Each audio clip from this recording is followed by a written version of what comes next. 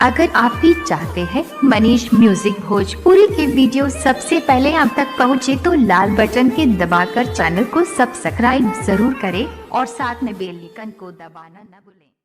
Presented by Manish music Bhojpuri गया।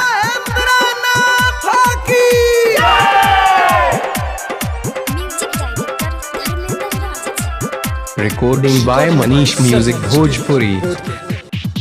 ननद बोलबा मह जाइबू त दुल्हा गोर मिलता है।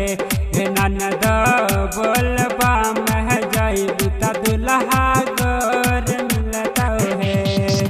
दुल्हा गोर मिलता है, दुल्हा गोर मिलता है।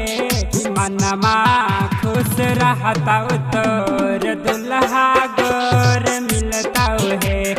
ननद बोलबा मह जाइबू दुल्हा गोर मिलता है।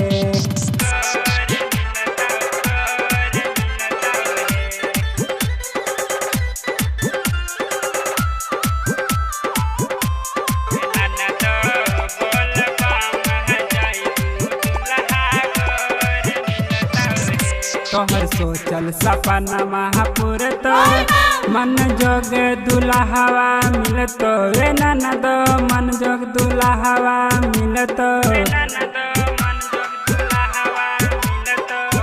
तोहर सोचल सपना महापुर तो मन जोग दुल्हवा मिलतो। रे ननद मन जोग दुल्हवा मिलतो। तो देखिए गाँव जवार में नाम बड़ा शोर होता है। ननद बोलबा मह जाइबू त दुल्हा गोर मिलता है।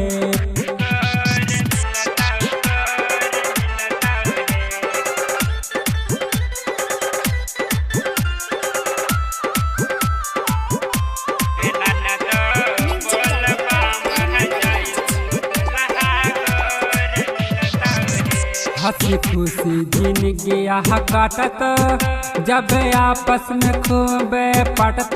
ये ननद आपस में खूब पटत।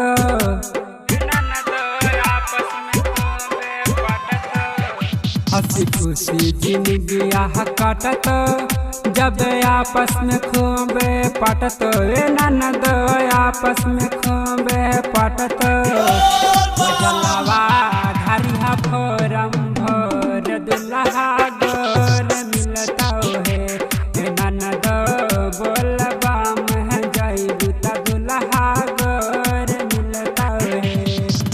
दुल्हा गोर मिलता है, दुल्हा गोर मिलता है। कि मनमा खुश रहता तोर दुल्हा गोर मिलता है।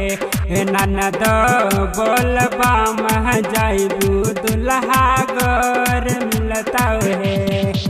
ननद बोलबा मह जाइबू त दुल्हा गोर मिलता है। ननद बोलबा मह जाइबू त दुल्हा गोर मिलता है। दुल्हा गोर मिलता है, दुल्हा गोर मिलता है। मनमा खुश रहता तोर दुल्हा गोर मिलता है।